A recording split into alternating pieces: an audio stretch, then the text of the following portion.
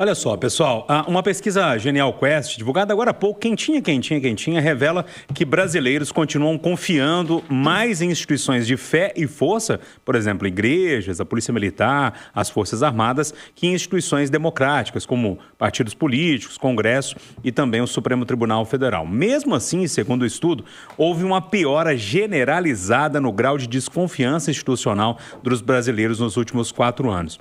A desconfiança na PM, nas Forças Armadas e no Congresso aumentou 10 pontos nesse período.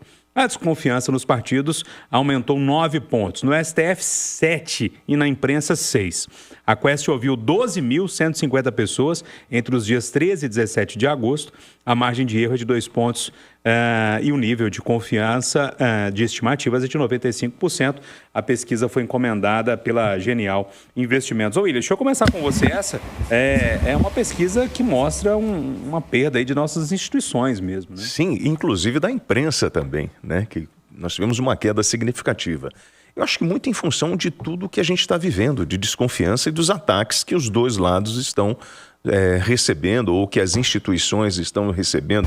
Quando você fala assim, eu estou deixando de acreditar, ou melhor, que a Polícia Militar perde essa força de confiança, isso me assusta muito, porque o discurso do crime é justamente esse, o de enfraquecer. O Edu acompanha o jornalismo policial há muitos anos, como eu, e a gente sabe que o crime tem esse discurso de endemonizar, de criar a Polícia Militar como a grande repressora, transformando ela no gato que ataca o rato, e o olhar do gato é sempre mais forte.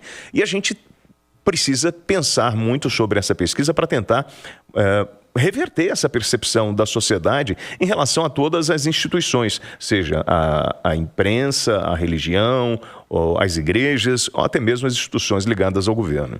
Ô, Berta, uma perda de confiança meio que generalizado, né?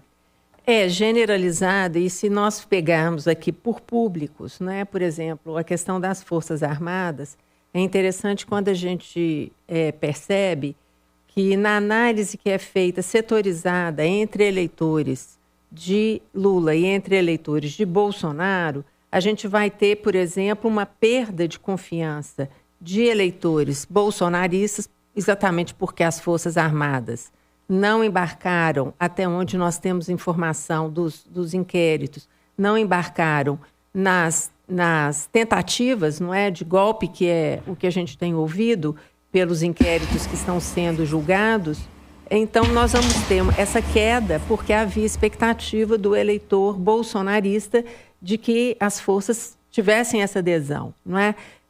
E aí, eu acho que é importante a gente voltar a compreender o que exatamente é que a sociedade quer e espera, não é, do nosso país enquanto regime, não é?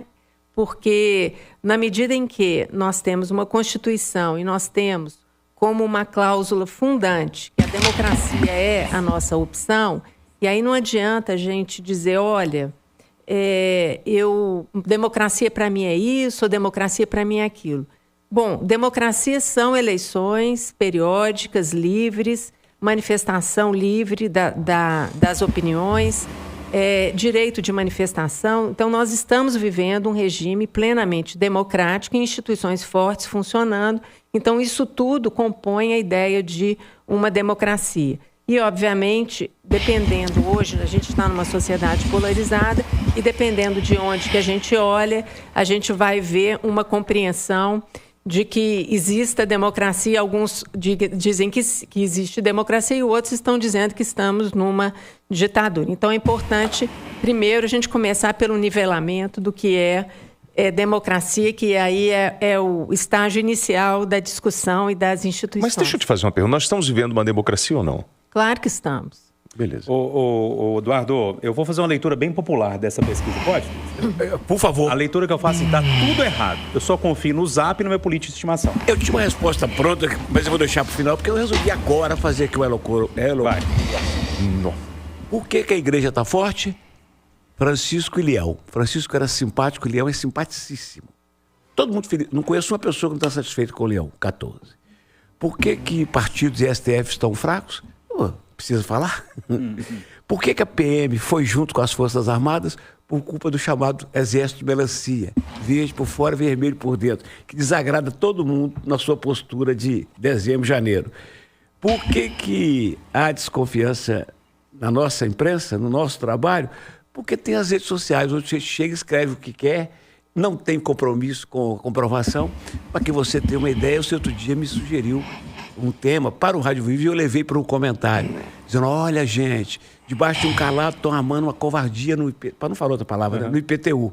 Por quê? Porque vão manter ali, que vão mudar a base de cálculo. A Receita Federal vai controlar agora em tempo real, transformando o valor de um imóvel de mercado em valor venal. O IPTU vai dobrar. Aí você precisa ver os comentários. O primeiro foi do cara que escreveu assim, você, comunista vagabundo, ajudou a eleger esse governo, que é o quê?